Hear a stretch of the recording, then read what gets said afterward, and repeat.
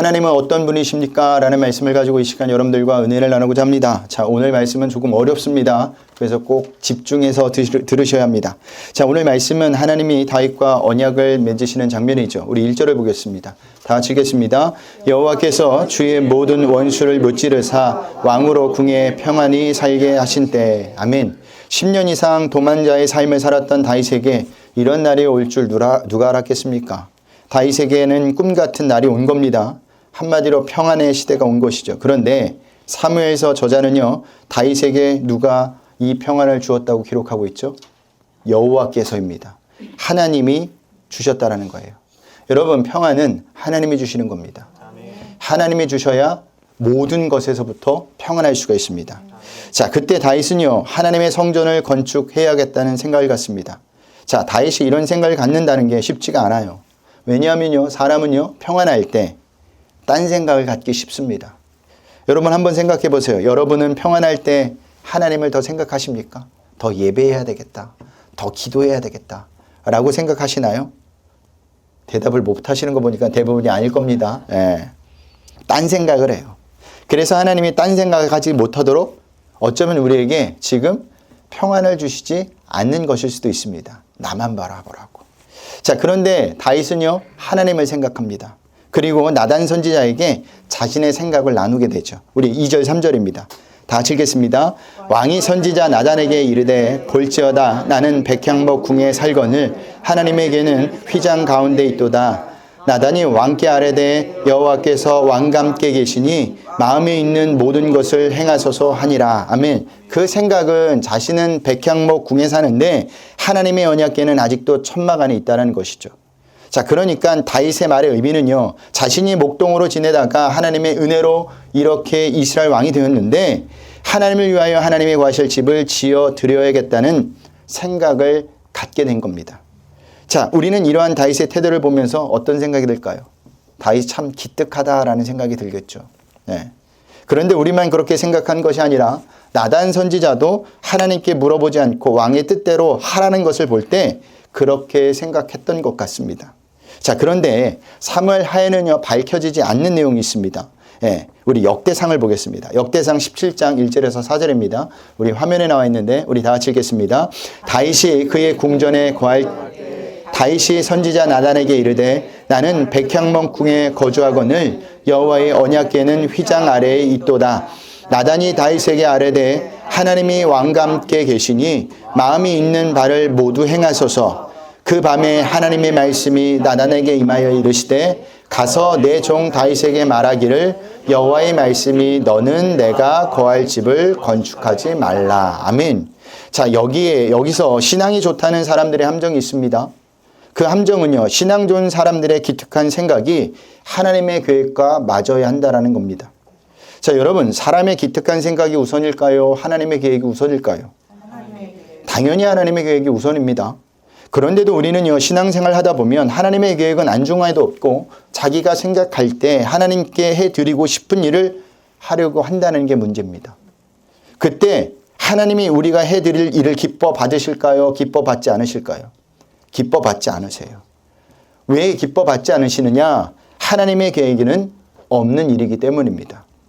그러므로 우리는요, 하나님께 무엇을 드리기 전에 먼저 하나님의 계획이 무엇인지 물어야 합니다. 아셔야 한다는 겁니다. 이게 중요해요, 신앙생활에서. 지금 다윗과 나단 선지자는 그 함정에 빠져 있는 겁니다. 그래서 하나님이 나단 선지자에게 정확하게 지적하며 다윗에게 이렇게 전하라고 하죠. 너는 내가 거할 집을 건축하지 말라. 하나님이 성전을 건축하지 말라고 합니다. 무슨 의미입니까? 하나님은 다윗이 생각한 좋은 일을 받지 않으시겠다라는 겁니다. 왜 이런 일이 발생하는 걸까요? 그것은요, 다윗이 하나님이 어떤 분인지 몰라서 그렇습니다. 사무엘하 6장 사건의 우사의 죽음을 목격했던 다윗 정도라면 이제는 하나님이 어떤 의도를, 어떤 계획을 가지고 있는지 알 법도 한데 다윗은요, 아직도 하나님이 정확히 어떤 분인지 모르는 것 같아요. 그렇다면 우리는 하나님을 알까요? 우리도 마찬가지죠. 모릅니다. 아마 다윗보다 더 모를 겁니다. 그래서 우리 또한 다윗과 나단 선지자가 빠졌던 함정에 빠지죠. 여러분, 하나님은요, 인간의 머리로 이해할 수 있는 분이 아니세요. 그래서 오늘 본문에 보면 하나님이 어떻게 하십니까? 나단 선지자를 통해 다윗에게 당신이 어떤 분인지 다윗과의 언약을 통해 알려줍니다. 우리 4절에서부터 7절을 보겠습니다. 다 같이 읽겠습니다. 그 밤에 여호와의 말씀이 나단에게 임하여 이르시되 가서 내 종 다윗에게 말하기를 여호와께서 이와 같이 말씀하시되 내가 나를 위하여 내가 살 집을 건축하겠느냐.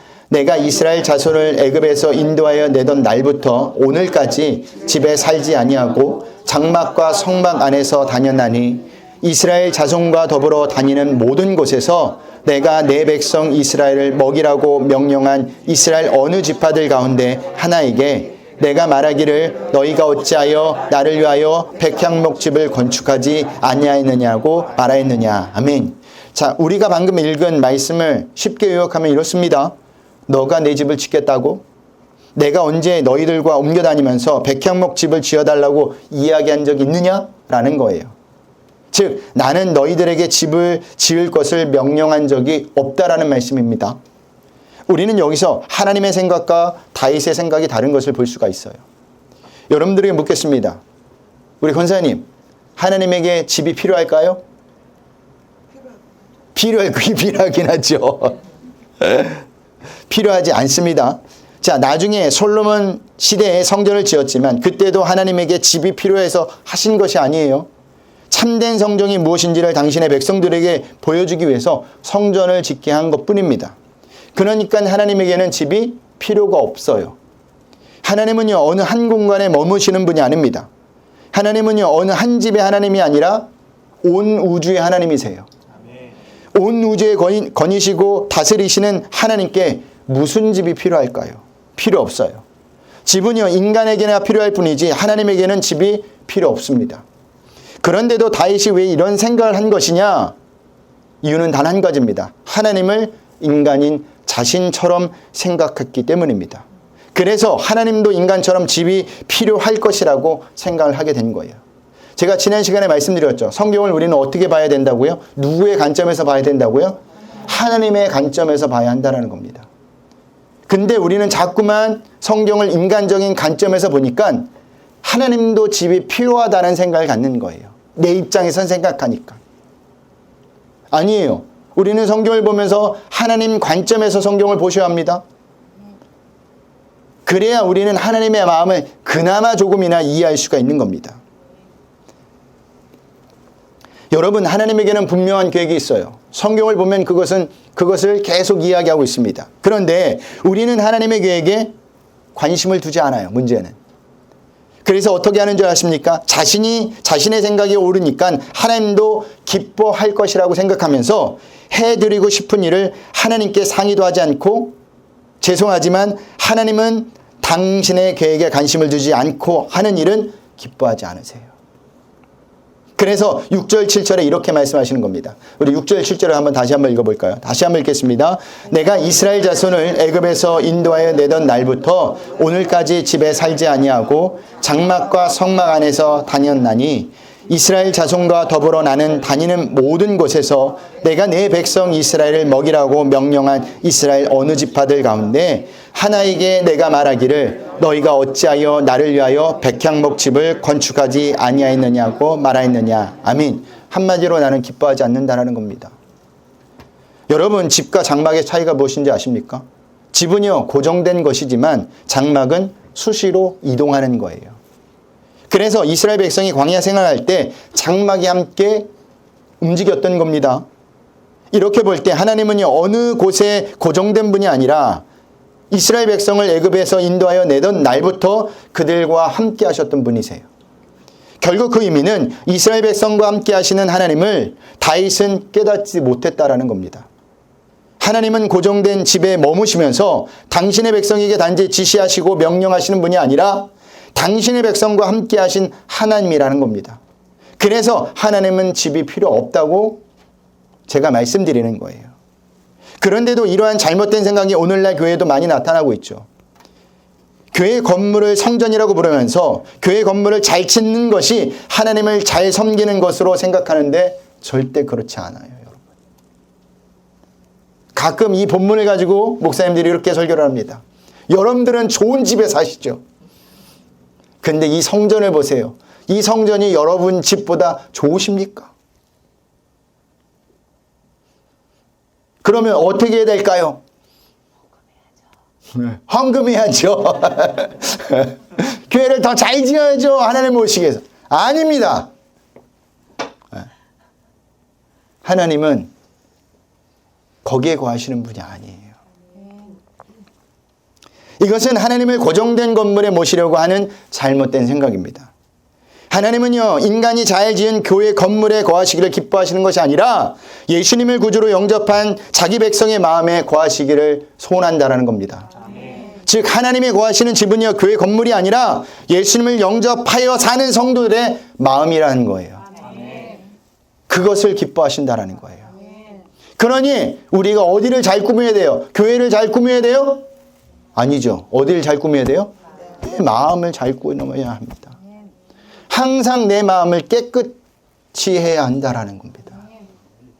그래서 바울도 고린도전서 3장에서 이렇게 말씀한 겁니다. 우리 고린도전서 3장 6절 볼까요? 우리 다 치겠습니다. 너희는 너희가 하나님의 성전인 것과 하나님의 성령이 너희 안 계시는 것을 알지 못하느냐. 아멘. 그러므로 여러분이 예수를 믿게 되어 그 마음이 성전된 것을 기뻐하고 감사하시길 바랍니다. 하나님은요, 보이는 예배당이 아닌 예수님을 나의 구주, 나의 하나님으로 영접한 그 마음에 거하시길 원하세요. 그러니 한 주간도 하나님이 거하시는 그 마음, 그 성전이 되시길 소원합니다. 그 성전을 어떻게 하라고요? 깨끗이 죄를 멀리 하시라는 겁니다. 자, 그러면서 하나님은요, 다윗을 어떻게 불렀는데 다시 한번 상기시켜 줍니다. 우리 8절 9절을 보겠습니다. 다 같이 읽겠습니다. 그러므로 이제 내 종 다윗에게 이와 같이 말하라. 만군의 여호와께서 이와 같이 말씀하시기를 내가 너를 목장 곧 양을 따르는 데에서 데려다가 내 백성 이스라엘의 주권자로 삼고 내가 가는 모든 곳에서 내가 너와 함께 있어 내 모든 원수를 내 앞에서 멀리하였은즉 땅에서 위대한 자들의 이름같이 내 이름을 위대하게 만들어 주리라. 아멘. 하나님이 다윗을 불러 세우셨고 그 자리에 오게 하셨고 앞으로도 그렇게 하시겠다는 겁니다. 자, 그런데 하나님의 약속은 여기서 끝나지 않아요. 우리 12절에서부터 16절까지 계속 보겠습니다. 내 수완이 차서 내 조상들과 함께 누울 때에 내가 내 몸에서 날 내 씨를 내 뒤에 세워 그의 나라를 견고하게 하리라. 그는 내 이름을 위하여 집을 건축할 것이요 나는 그의 나라 왕위를 영원히 견고하게 하리라. 나는 그에게 아버지가 되고 그는 내게 아들이 되리니 그가 만일 죄를 범하면 내가 사람의 매와 인생의 채찍으로 징계하려니와 내 앞에서 물러나게 한 사울에게서 내 은총을 빼앗은 것처럼 그에게서는 빼앗지는 아니하리라. 내 집과 내 나라가 내 앞에서 영원히 보존되고 내 왕위가 영원히 견고하리라 하셨다 하라. 아멘. 자, 하나님의 이 약속은 매우 중요합니다. 왜냐하면 지금까지 이스라엘 백성에게는 신명기에 나타나는 축복과 저주의 약속에 나오는 대로 너희가 만일 나를 따르고 내 율례를 지키면 이라는 조건절이 붙는 약속이었기 때문입니다. 그래서 지키면 너희가 신명기 28장에 보면 지키면 너희가 들어가도 복을 받고 나가도 복을 받는다고 하는 겁니다.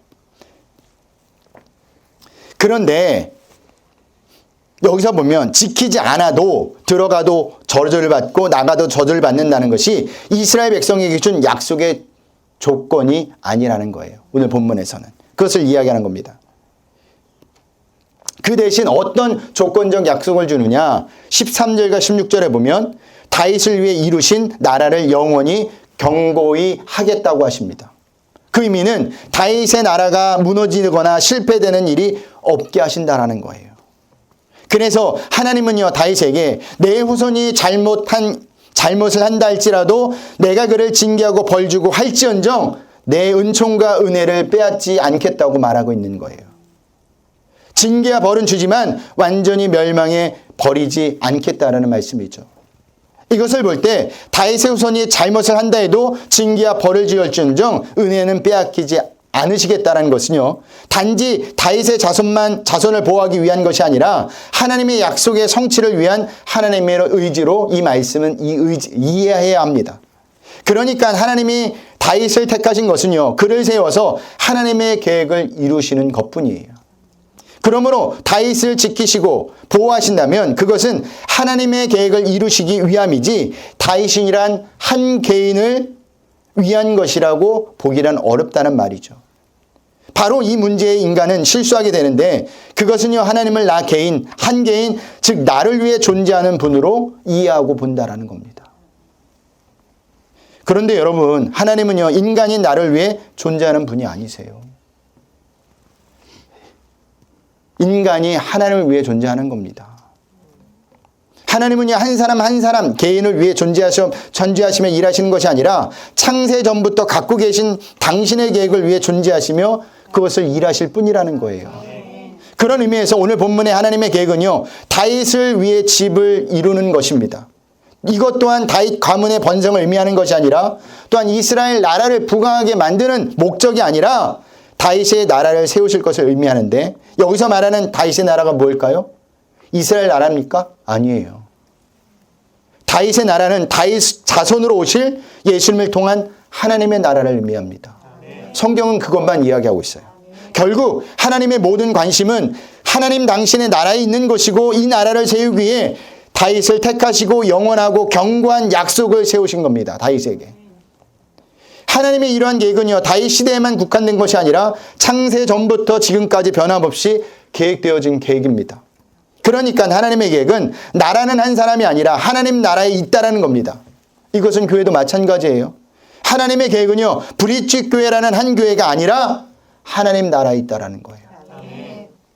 우리도 큰 시선, 넓은 시선을 봐야 돼요. 이것을 이해하지 못하니까 우리의 바람과 소원을 들어주지 않으면 하나님을 원망하는 거죠. 이것이 하나님이 어떤 분이신지를 모르는 겁니다. 그렇다고 하나님이 성도인 우리를 지키시고 보호하지 않는다는 의미는 아니에요. 하나님은요, 성도인 우리를 지키시고 보호하십니다. 하지만 이것 또한 성도인 우리 한 개인을 위해서라기보다는 하나님의 계획인 당신의 나라를 위해서 봐야 합니다. 왜 이렇게 봐야 하느냐? 성도인 우리가 하나님의 거룩한 나라이기 때문이에요. 볼까요? 베드로전서 2장 9절을 보겠습니다. 우리 다 같이 읽어볼까요? 시작. 너희는 택하신 족속이요 왕같은 제사장들이요 거룩한 나라요 그의 소유된 백성이니. 보세요. 우리를 거룩한 나라라고 하는 겁니다. 우리가 이것을 이해할 때 우리는요, 우리의 바램과 소원을 들어주지 않는다 해도 하나님을 원망하지 않게 되는 겁니다. 우리의 바램과 소원이 이루어지지 않는 것을, 아, 하나님의 뜻이 거기에 있지 않구나라는 것을 이해할 수 있고 감내하게 된다는 거죠. 그 대신 어떻게 바뀌느냐? 하나님의 뜻을 그제서야 구하게 된다는 겁니다. 자, 그리고 하나님은요, 14절에 나는 그 아비가 되고 그는 내 아들이 되리라 라는 말씀을 하십니다. 자, 그 의미는 하나님이 다윗의 몸에서 난 자식의 아버지가 되겠다라는 거예요. 여기에 굉장한 은혜가 담겨 있습니다. 여러분, 아버지는요, 자식이 죄를 범한다 해도 징계는 할지언정 버리진 않아요. 여러분들 자녀들 키워보셨죠? 말 안 들으면 때린 적 있잖아요, 거의. 예. 그렇다고 호적에서 파내는 사람은 없습니다. 예. 저희 어머니가 항상 그랬어요. 동생이 사고 칠 때마다 호적을 파버려야지. 맨날 호적을 파버린다 그랬는데 그때 호적 파버렸으면 큰일 날 뻔했어요. 지금 동생이 얼마나 잘하는데. 예. 아버지로서 자식이 원하는 대로 무엇이든 해주겠다는 차원이 아니라 어떤 짓을 해도 나는 너를 버리지 않겠다는 의미입니다. 이것이 하나님과 성도인 우리의 관계예요. 그러니까 징계를 받는다는 것이 친아들이라는 증거라는 겁니다. 그래서 히브리서에 이렇게 기록하고 있습니다. 히브리서 12장 2절을 볼까요? 다 같이 읽겠습니다. 징계는 다 받는 것이오늘 너희에게 없으면 사생자요 친아들이 아니니라. 아멘. 여러분들이 나쁜 짓을 하고 돌아다녀요. 말씀대로 살지 않아요. 막 사는데도 하나님이 간섭을 하지 않아. 그러면 아이고 감사합니다가 아니에요. 그때 생각하셔야 돼요. 나는 하나님의 사생자인가? 친아들이 아닌가? 미국의 어느 그 국회의원 되셨던 한국계 사람이 그런 얘기를 하더라고요. 자기가 입양됐는데 아버지가 나를 혼내지 않더래요. 똑같은 자식, 그러니까 그쪽도 자식이 있는데. 근데 그게 너무 힘들었대요. 그래서 아버지를 찾아가서 나 좀 혼내달라고. 똑같이 저 자식과 같이 잘못했으면 혼내달라고. 그렇게 부탁을 했다라는 겁니다. 그래서 그 다음서부터 잘못할 때 아버지가 막 혼냈는데 그게 너무 감사하더래요. 왜요? 그제서야 내가 친아들이라는 것을 인정받았기 때문이죠. 여러분, 친아들이 아니면 징계받을 이유가 없어요. 하지만 친아들이면 징계를 받습니다. 그러나 은혜는 빼앗기지 않아요. 왜 그러느냐? 친아들이기 때문이죠. 그러므로 하나님의 징계는 친아들이면서도 친아들다운 모습에 머물지 못하는 연약한 우리를 경고하게 하는 하나님의 은혜라는 사실을 아셔야 합니다. 그런 의미에서 다윗 역시 버림받아 마땅한 존재죠. 우리는 다윗을 굉장한, 우리와 너무 다른 사람으로 생각하는데 그렇지 않아요. 그도 죄를 범한 자였습니다. 가장 대표적으로 알려져 있는 죄가 뭐예요? 네? 그렇죠. 남의 부인을 취한 겁니다. 우리아의 아내 밧세바를 범한 거예요. 그리고 자신의 죄를 숨기기 위해서 어떻게 합니까? 남편 우리아를 죽음의 자리로 내멉니다. 살인 교사를 한 거예요. 오늘날로 이야기하면. 그런데도 하나님은요, 다윗을 책망하고 징계는 할지언정 은혜는 거두지 않습니다. 왜 은혜를 거두지 않는 것이냐? 당신의 백성인 다윗에게 한 당신의 약속 때문이에요. 이 약속 때문에 다윗도 그리고 모든 성도가 버려지지 않고 결국에는 구원을 받게 된다는 겁니다. 이처럼 하나님의 약속은요, 하나님이 일방적으로 이루십니다. 그리고 인간에게는요, 그 어떤 조건도 제시하지 않아요. 그래서 이스라엘 백성을 구원할 때 보시면 율법을 먼저 주시고 구원하셨습니까? 구원하고 율법을 주셨습니까? 구원하고 율법을 주셨어요. 이 순서를 우리는 절대 잊지 마셔야 합니다. 그런데도 우리는 자꾸만 율법에 매여서 이거 안 하면 하나님이 나를 버리시진 않을까라는 생각을 하는데 잘못된 생각입니다. 그런데도 인간은 어떻게 행동하느냐? 하나님의 약속을 회방하는 쪽으로 행동하죠. 왜 이렇게 행동하는 겁니까? 인간에게는요, 하나님의 약속을 지킬 만한 능력과 실력이 없기 때문입니다. 그래서 아브라함과 언약할 때도 아브라함을 재우시고 하나님이 홀로 쪼갠 고기 사이로 지나가신 겁니다. 혼자 그 언약을 지키시겠다라는 거예요. 하나님은요, 당신의 약속을 해방하는 쪽으로 행동하는 인간에게 그럴 때마다 뭐를 주실까요? 징계를 주시는 거예요. 돌이키라고 고치면서 당신의 약속을 성취해 나가는 겁니다. 이것이 하나님의 은혜예요. 그러므로 하나님의 은혜 앞에서 인간의 그 어떤 공로도 행위도 자랑이 될 수 없어요. 만약 인간의 공로와 행위를 자랑한다면 그것은 하나님의 은혜가 무엇인지 모르는 겁니다. 나도 죄인이고 옆 사람도 죄인이에요. 나도 은혜로 받았고 옆 사람도 하나님의 은혜로 받았어요. 나는 이렇게 신앙생활 하는데 왜 당신은 그렇게 신앙생활 하지 않습니까? 말할 자격이 없다라는 겁니다. 우리 시편 89편 30절에서 35절을 한번 보겠습니다. 다 같이 읽겠습니다. 만일 그의 자손이 내 법을 버리고 내 규례대로 행하지 아니하며 내 율례를 깨트리며 내 계명을 지키지 아니하면 내가 회초리로 그들의 죄를 다스리며 채찍으로 그들의 죄악을 벌하리로다. 그러나 나의 인자함을 그에게서 다 거두지는 아니하며 나의 성실함도 패하지 아니하며 내 언약을 깨뜨리지 아니하고 내 입술에서 낸 것을 변하지 아니하리로다. 내가 나의 거룩함으로 한 번 맹세하였은즉 다윗에게 거짓말을 하지 아니할 것이라. 아멘. 이 말씀대로 하나님은요, 약속에 대해서 신실하신 분이세요. 하나님의 법을 버리고 규례대로 행하지 않고 율례를 파하고 계명을 지키지 않는다 해도 하나님은 인자하심을 거두지 않고 성실하심을 패하지 않고 언약을 파기하지 않으신다라는 겁니다. 그렇다고 여러분들에게 마음 놓고 범죄를 하라는 말이 아니에요. 하나님은요, 죄를 범한 자에게 그냥 넘어가지지 않아요. 그 대신 어떻게 한다고요? 징계하십니다. 왜 징계하신다 할까요? 친아들로 생각하기 때문이죠. 그러므로 하나님의 약속을 믿는 성도라면 구원에 대한 불안한 마음은 없으셔야 합니다. 왜냐하면 성도인 우리는요, 하나님의 은혜로 구원을 받았기 때문이에요. 친아들이 되었다는 겁니다. 구원의 시작, 출발은 내가 아니라 하나님이라는 거예요.